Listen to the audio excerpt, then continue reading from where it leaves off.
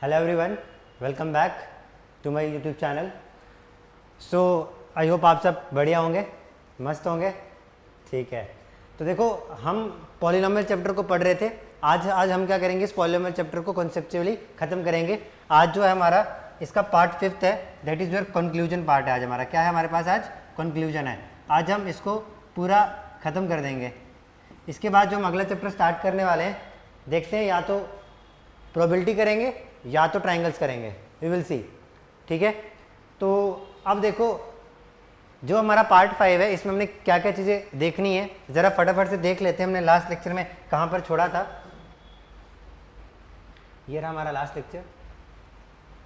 अच्छा, last lecture पे जाते जाते अच्छा ये यहाँ पर कुछ टेक्निकल प्रॉब्लम की वजह से ये वाला टॉपिक हमारा अधूरा रह गया था ना, तो कोई बात नहीं, इसी से स्टार्ट करते हैं। ठीक है, तो ये रहा हमारा न्यू स्लाइड्स और यहाँ से स्टार्ट करते हैं। ठीक है, डन। एक सेकेंड,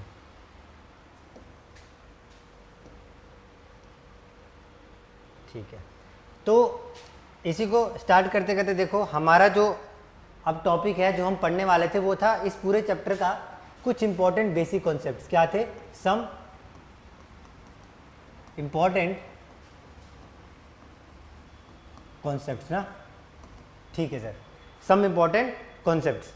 अब क्या होगा, जैसे फॉर एग्जांपल इस सम इंपॉर्टेंट कॉन्सेप्ट्स में हम क्या समझेंगे। हमने पढ़ा पॉलिनोमियल चैप्टर में क्या होगा, हमने इन चीज़ों के बारे में पढ़ा। ध्यान देना जरा, हमने पढ़ा इनके बारे में, जीरोस के बारे में पढ़ा।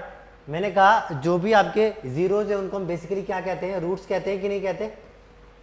अब रूट्स कह दो, सोल्यूशंस कह दो, one and same thing, yes और नो। बिल्कुल सही बात है सर। तो अब क्या होगा, फॉर एग्जांपल मैं मान के चल रहा हूँ, देखना ये जो मैं जितने भी यहाँ पर फॉर्मूलाज देखूंगा, अब क्वाड्रेटिक पॉलिनोमियल की बात होगी ना। अब क्वाड्रेटिक पॉलिनोमियल में क्या है, उसकी डिग्री कितनी है, 2 है। तो अगर डिग्री 2 है सर, उतने ही मैक्सिमम नंबर ऑफ उसके कितने होंगे, रूट्स या फिर जीरोस भी होंगे। अगर क्वाड्रेटिक है, डिग्री 2 है, तो सर उसके मैक्सिमम नंबर ऑफ जीरोस भी कितने होंगे, 2 ही होंगे। तो मैं मान के चलता हूँ कि लेट, यहाँ पे अपन मान के चलते हैं, लेट इस चीज़ में let alpha and beta be the 2 zeros. ठीक है, ये सारी बातें हम उसके लिए मानते हुए चलेंगे कि अल्फा एंड बीटा के हमारे पास 2 ऑलरेडी गिवन जीरोस हैं। अब देखना इसके कॉन्टेक्स्ट में जो हम नेक्स्ट चीज़ करेंगे उसको देखना। देखो सबसे पहले आपको ना क्वेश्चन निकालने को आएगा कि आप मुझे वैल्यू बताओ 1 upon alpha plus 1 upon beta. आपको क्वेश्चन में बोला होगा कि alpha and beta are the respective roots of the quadratic equation, then आप इस चीज़ की वैल्यू निकालो। देखो उस केस में आपको डायरेक्टली क्वाड्रेटिक पॉलिनोमियल के रूट्स निकालने पे नहीं जाना है, आपने सीधा यहाँ पे देखना है। अगर देखो इसको अगर आप इसका एलसीएम लोगे तो क्या आ जाएगा, यहाँ पे अल्फा बीटा और यहाँ क्या आ जाएगा, बीटा प्लस अल्फा। तो देखो आपका क्वेश्चन सॉल्व हो गया। कैसे सॉल्व हो गया, आप लोगों को पता है कि जो बीटा प्लस अल्फा है ये क्या है आपके पास, सम ऑफ रूट्स ही तो है। सम ऑफ रूट्स कह दो या फिर जीरोस कह दो, जो कि किसके बराबर होता है, माइनस बी अपॉन ए। ये हम पढ़ चुके हैं। अगर आपको ये वाली चीज़ नहीं पता है तो प्लीज़ जो मेरे पीछे के वीडियो लेक्चर्स हैं उनको ध्यान से देखें और देन इसको करें। और ये वाली चीज़ भी अपने को पता है, ये क्या है, ये है प्रोडक्ट। क्या है ये आपके पास, प्रोडक्ट ऑफ जीरोस। अगर ये प्रोडक्ट ऑफ जीरोस है और इसकी वैल्यू हमारे पास किसके बराबर आती है, सी अपॉन ए के बराबर, तो हमारा ये फर्स्ट टाइप का क्वेश्चन फिनिश हो जाएगा। अब इसी के सेम कॉन्टेक्स्ट में आपको सेकंड क्वेश्चन जो पूछा जाएगा, जो मोस्ट प्रोमिनेंट है, आपको बोला जाएगा आप मुझे alpha square plus beta square की वैल्यू निकाल के बताओ। इसकी वैल्यू आपसे पूछी जाएगी। अब जरा ध्यान से देखना, यहाँ पे अगर आपसे पूछी गई है alpha square plus beta square की वैल्यू, तो मुझे एक चीज़ बताओ, A plus B whole square का फॉर्मूला क्या होता है हमारे पास, A square plus B square plus twice A B ना। अब मुझे एक चीज़ बताओ, आपको किसकी वैल्यू चाहिए, इसकी वैल्यू चाहिए। क्या मैं यहाँ से कह सकता हूँ कि जो ए स्क्वायर प्लस बी स्क्वायर होगा वो किसके बराबर होगा, इस ट्वाइस ए बी को उठा के आप वहाँ ले जाओ, यानी A plus B whole square minus twice A B, yes और नो। वही चीज़ देखो अगर मैं यहाँ पे अप्लाई करूँ तो यहाँ से मेरे पास क्या आ जाएगा, alpha square plus beta square की वैल्यू को मैं सिंपली लिख सकता हूँ alpha plus beta whole square minus of 2 alpha beta. देखो इसको ओपन करोगे तो क्या हो जाएगा, alpha square plus beta square plus 2 alpha beta. और अगर आप में से उसमें से आपने माइनस 2 अल्फा बीटा को माइनस कर दिया तो आपके पास क्या बचेगा, simply alpha square plus beta square बच के आ जाएगा। ठीक है, अगर यही सेम क्वेश्चन अगर आपको पूछा जाए, अब मुझे बताओ 1/α² प्लस 1/β², तो हो जाएगा? बिल्कुल सही, एलसीएम लोगे सर, α² β² इसका एलसीएम आ जाएगा, यहाँ क्या आ जाएगा? β²/α²। इसकी वैल्यू निकालनी है, अभी हमने सीखी, इसकी वैल्यू अभी हमने सीखी क्या? इसको हम लिखेंगे alpha plus beta whole square minus of 2α beta, और इसकी वैल्यू को हम ऐसे लिख सकते हैं अल्फा बीटा का होल स्क्वायर। तो देखो alpha beta product of roots, alpha plus beta sum of roots, again product of roots. Value हमको पता है, सम होता है -b/a और प्रोडक्ट होता है आपके पास c/a। फटाफट से अपन इसकी वैल्यू पुट करेंगे और हो जाएगा। अच्छा, एक पार्ट और, एक चीज़ और आपको पूछी जाएगी, आपको पूछा जाता है आप मुझे बताओ alpha cube plus beta cube की वैल्यू क्या होगी। ये प्रोमिनेंट क्वेश्चन है। अब देखो जैसे हमने यहाँ पर इस चीज़ को समझा था ना, a plus B whole square को, इसी चीज़ को ज़रा यहाँ पे समझना। अब मुझे एक चीज़ बताओ, alpha plus beta whole cube का फॉर्मूला क्या होता है हमारे पास? ये फॉर्मूला होता है हमारे पास alpha cube plus beta cube plus 3α beta और ब्रैकेट में अल्फा प्लस बीटा, यही होता है। आप में से बाकी लोग हैरान हो रहे होंगे कि ये तो हमने पढ़ा ही नहीं। देखो ये वही सेम चीज़ है जो आप पढ़ते थे, alpha cube plus beta cube plus 3α² beta plus 3α beta square, ये वही सेम चीज़ है, ठीक है। अब यही चीज़ अगर हम यहाँ पे अप्लाई करें तो देखो क्या आएगा। यहाँ से देखो, अगर आपको किसकी वैल्यू चाहिए, इसकी वैल्यू चाहिए ना, तो इसको आप लिख सकते हो alpha cube plus beta cube किसके बराबर? सिंपली लिख दोगे alpha plus beta whole cube minus 3α beta और ब्रैकेट में अल्फा प्लस बीटा, यस और नो? बिल्कुल सही। तो वही चीज़ देखो हम यहाँ पे अप्लाई करेंगे। इसकी वैल्यू को हम कैसे लिख सकते हैं? इसको हम लिखेंगे alpha plus beta whole cube minus 3α beta bracket में alpha plus beta. Alpha plus beta sum of roots हमको पता होगा, अल्फा बीटा प्रोडक्ट, तो ये लो, ये आपके सारे क्वेश्चंस डन हो जाएंगे। ये थे आपके कुछ प्रोमिनेंट, ये आपके क्या थे? कुछ प्रोमिनेंट चीज़ें थी जो आपको बताना थोड़ी सी आवश्यक थी, तो मैंने आपको बता दी। बाकी देखो इसके टाइप पे आपको जितने ज़्यादा क्वेश्चन सॉल्व करोगे ना, उतने ज़्यादा आपको नए नए टाइप के क्वेश्चन देखने को मिलेंगे। जैसे फॉर एग्जांपल आपको कभी कभी ऐसा भी पूछ सकता है, चलो अब देख ही लो, जैसे बोला होगा 1/2α प्लस बीटा, ठीक है, प्लस या फिर 1/2α माइनस बीटा करके। जब भी ऐसा क्वेश्चन देखने को मिले सर कुछ नहीं करना, इसका एलसीएम निकालना, ठीक है। जब एलसीएम लोगे तो आपने इनको ऐसी टर्म्स में कंबाइन अप करना है कि अल्फा प्लस बीटा कॉमन में आ जाए और अल्फा बीटा आ जाए, तो आपका क्वेश्चन सॉल्व हो जाएगा। तो ये था हमारा जो पिछला टॉपिक रह गया था, आप इसको प्लीज़ फटाफट से नोट डाउन कर लो।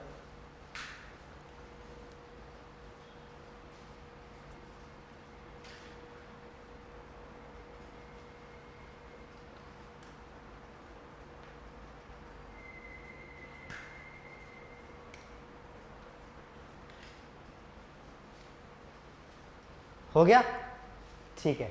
अब देखो, अब बढ़ते हैं हमारे लास्ट टॉपिक के ऊपर। हमारा लास्ट टॉपिक जो है वो है हमारे पास डिवीजन। क्या टॉपिक है हमारे पास? That is about division of polynomials.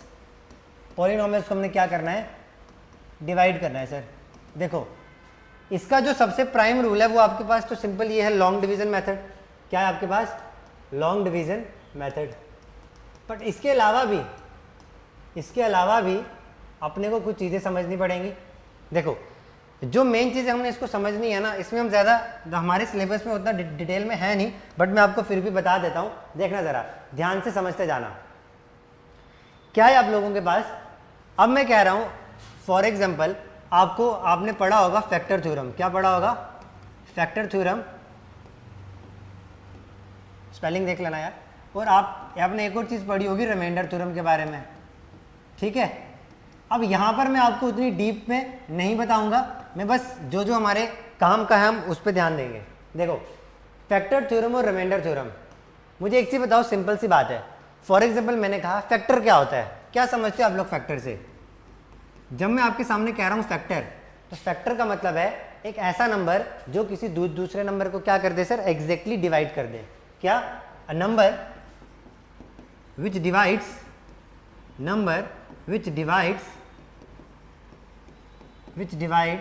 the other number completely, ध्यान रखना मैंने कहा है अदर नंबर कंप्लीटली।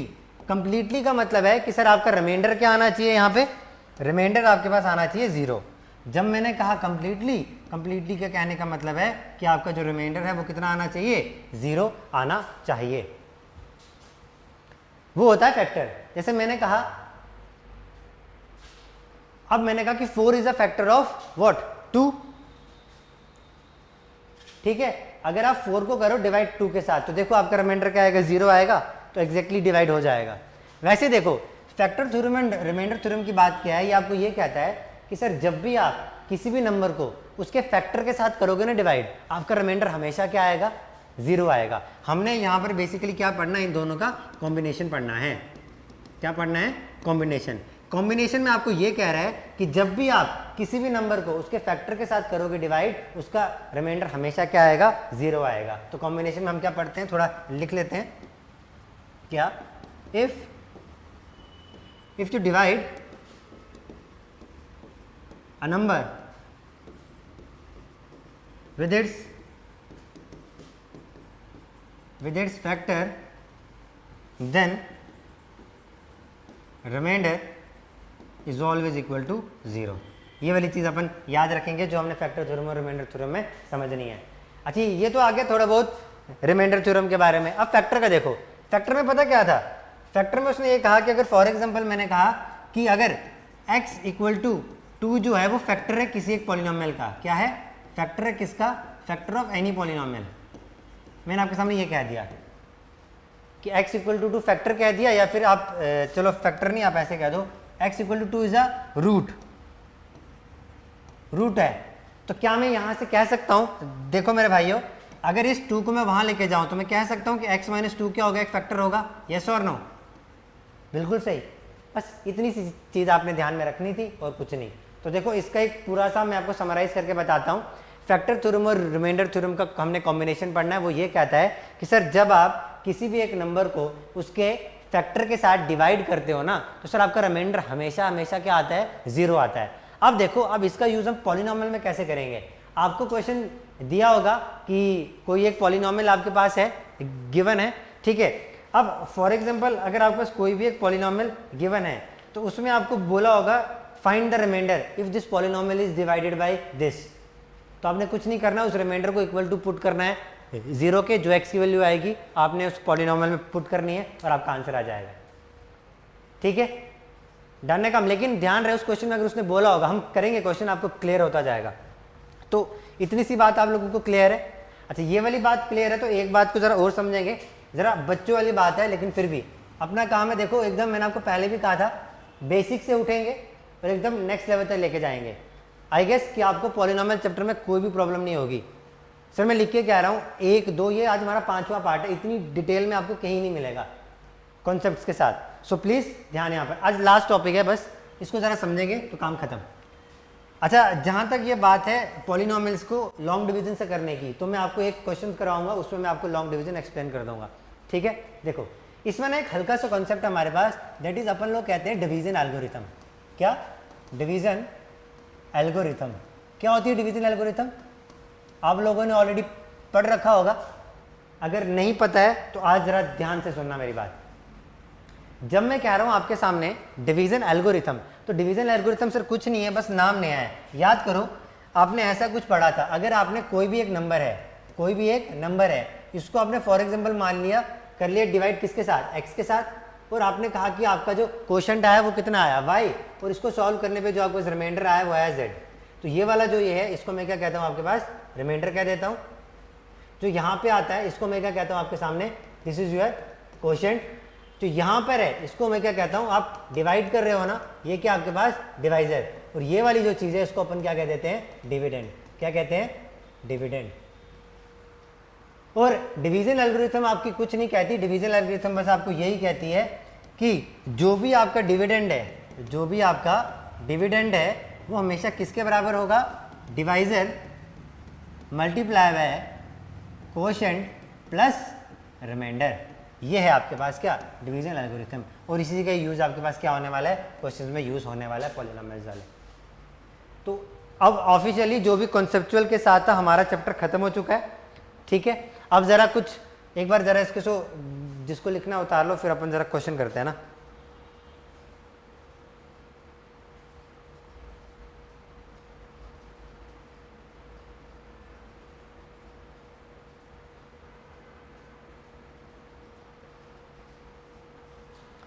हो गया, ज़रा एक क्वेश्चन देख लेते हैं। क्वेश्चन देखो आपके पास क्या है, क्वेश्चन है आप लोगों के सामने, नोट डाउन। फाइंड रिमाइंडर, आपको क्या करना है, find reminder when X cube minus A X square, X cube minus A X square plus 6, when X cube minus A X square plus 6 minus A is divided by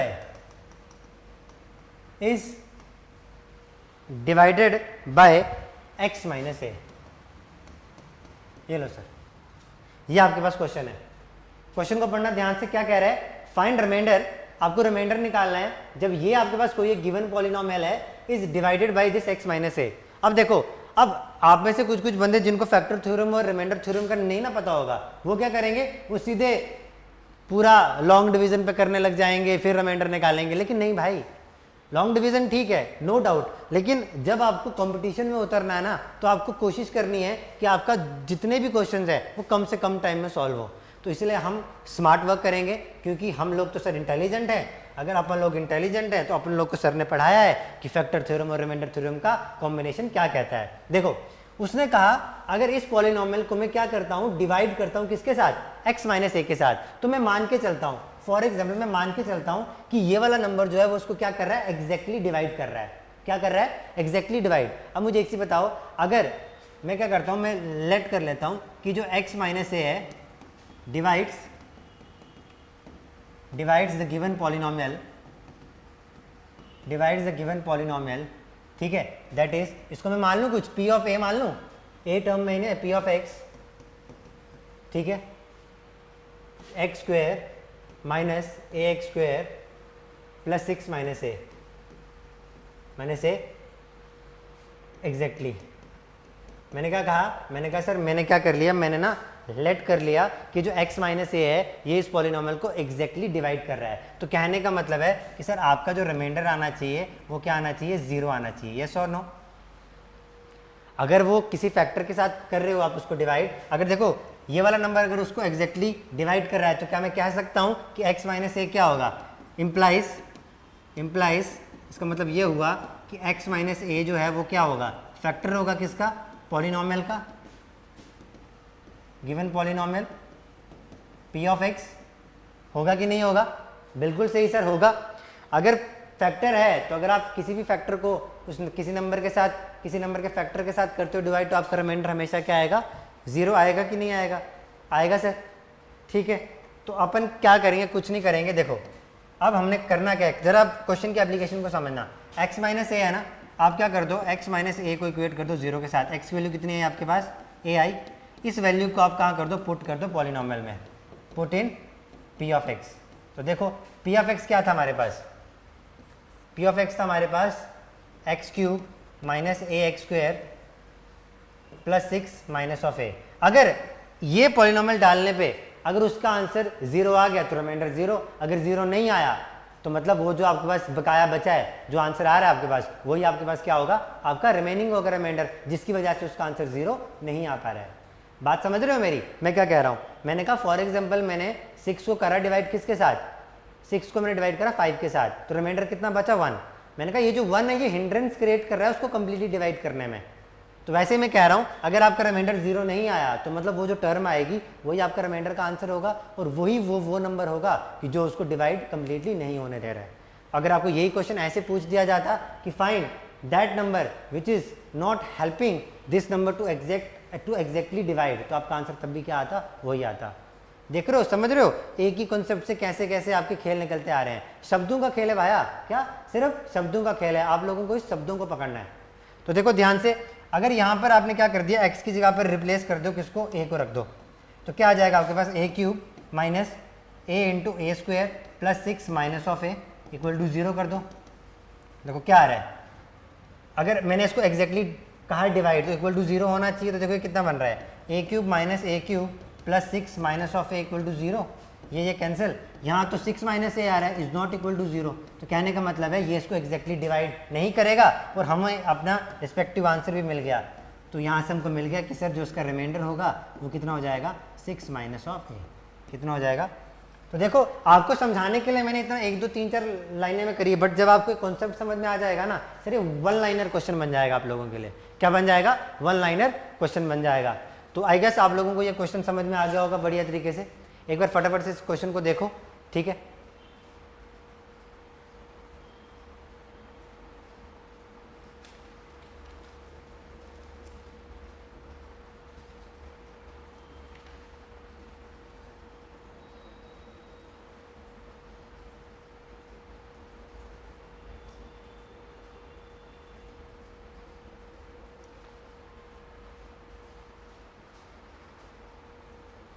हो गया? अगर हो गया है तो अपन बढ़ते हैं नेक्स्ट क्वेश्चन की तरफ। तो जो नेक्स्ट क्वेश्चन है थोड़ा सा ना कुछ एक डिफरेंट कलर्स पकड़ते हैं यार।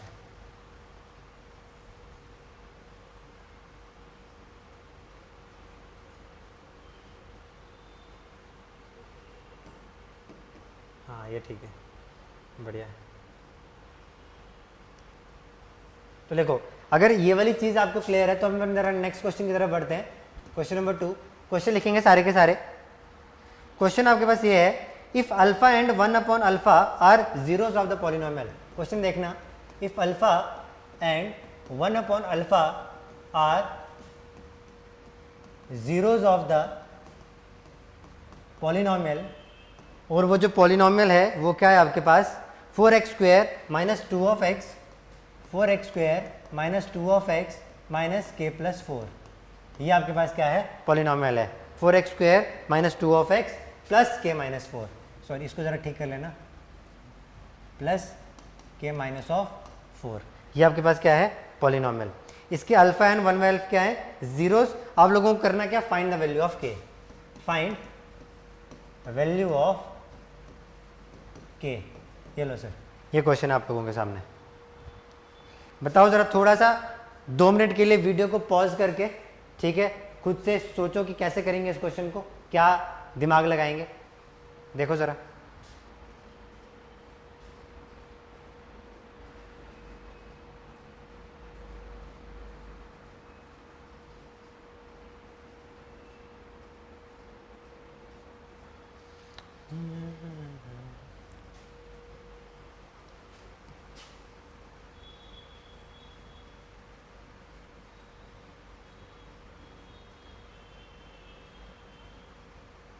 तो ज़रा मार्कर से चेंज कर लेते हैं, यस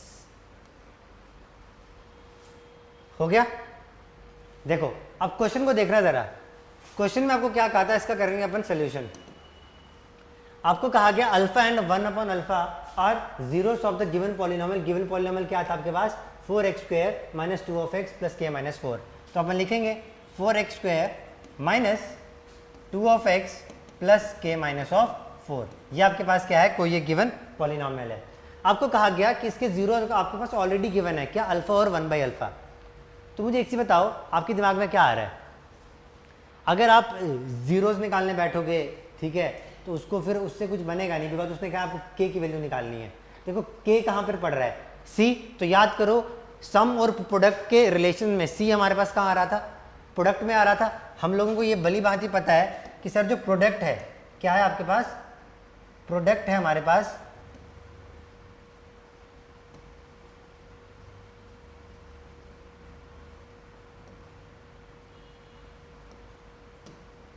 हम लोगों को पता है कि जो प्रोडक्ट है, नहीं यार ये अच्छा नहीं आया, कि जो हमारे पास क्या है, प्रोडक्ट है,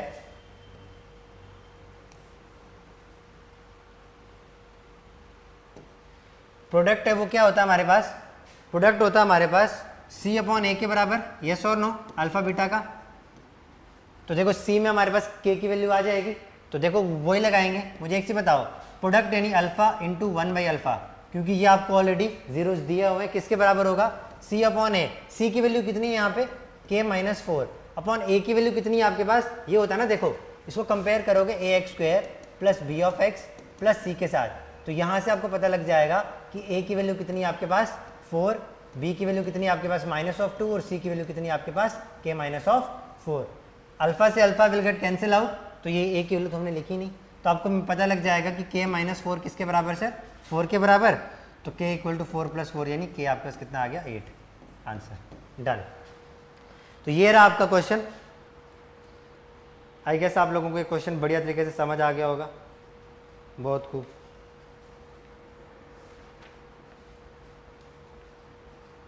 ठीक है, अगर ये वाली चीज़ है तो एक क्वेश्चन और है, ठीक है, वो आप लोगों के लिए मैं होमवर्क करने के लिए दे रहा हूँ। बढ़िया क्वेश्चन है, ठीक है। आप मुझे कमेंट सेक्शन में उसका आंसर बेशक कमेंट्स में बता देना, अगर नहीं होगा तो मैं आपको एक एक्स्ट्रा क्लास में बता दूंगा। बट सबसे पहले क्वेश्चन लिखो, क्वेश्चन इंपॉर्टेंट है।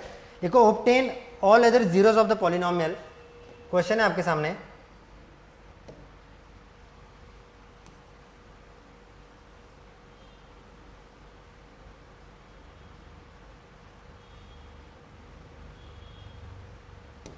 क्वेश्चन है आपके सामने होमवर्क के लिए, होमवर्क।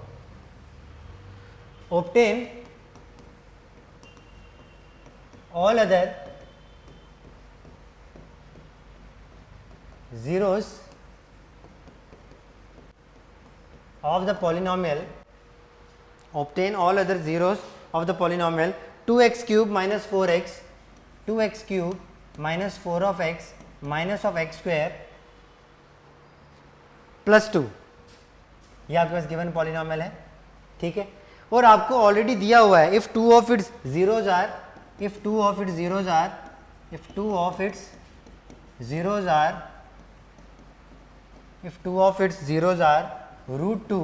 and minus of √2। ये क्वेश्चन है।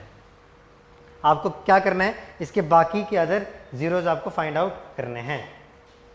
तो मुझे एक चीज बताओ, देखो आपके पास क्या है, ये क्यूबिक पॉलिनोमियल है, तो आपको पता है इसके जो नंबर ऑफ रूट्स होंगे वो कितने होंगे, 3 होंगे। 2 आपको ऑलरेडी गिवन है, तो आपको कितने निकालने हैं, 3 निकालने हैं ना, मतलब कोई एक निकालना है। तो भाई साहब आप लोगों को पता है, देखो मैं आपको थोड़ी सी हिंट भी दे देता हूँ, हिंट देख लो।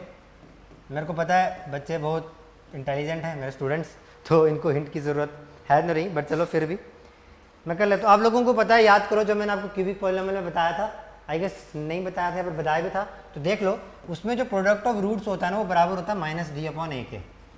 देखो 2 रूट्स आपको ऑलरेडी गिवन है, 2 रूट्स आपको ऑलरेडी गिवन है, ठीक है। और थर्ड वाला आपको निकालना है, तो इस इक्वेशन में से -d/a देख लो, इसका होता है ax³ + bx² + c of x + d।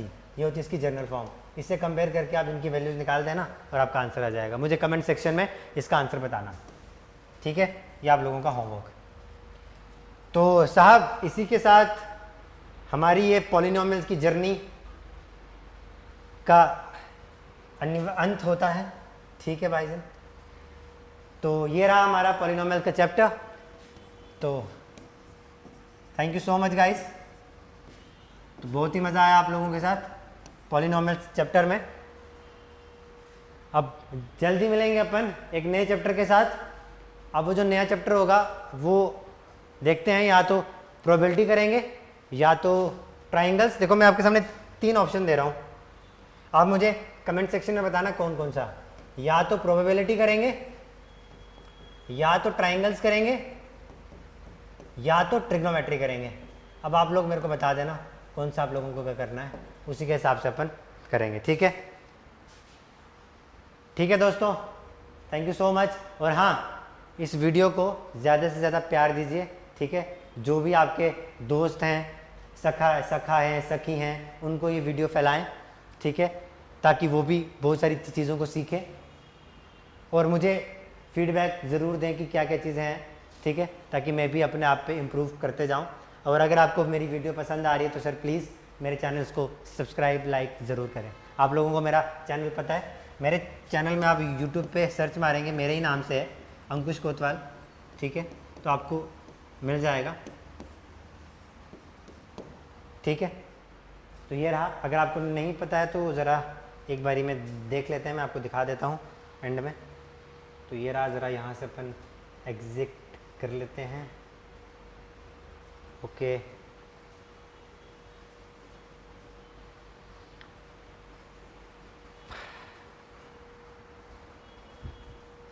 तो ये रहा।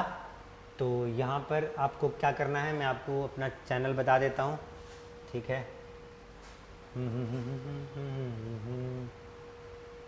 ठीक है, यहीं पे जाएंगे अपन। अरे क्या हो गया,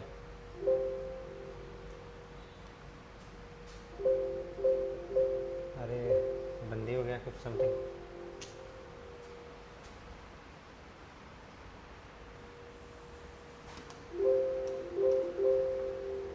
क्या हो गया इसको, ठीक है। यहाँ पे देखो अपन जाएंगे तो यूट्यूब में जाएंगे। देखो यहाँ से आपने क्या करना है, ये रहा यूट्यूब।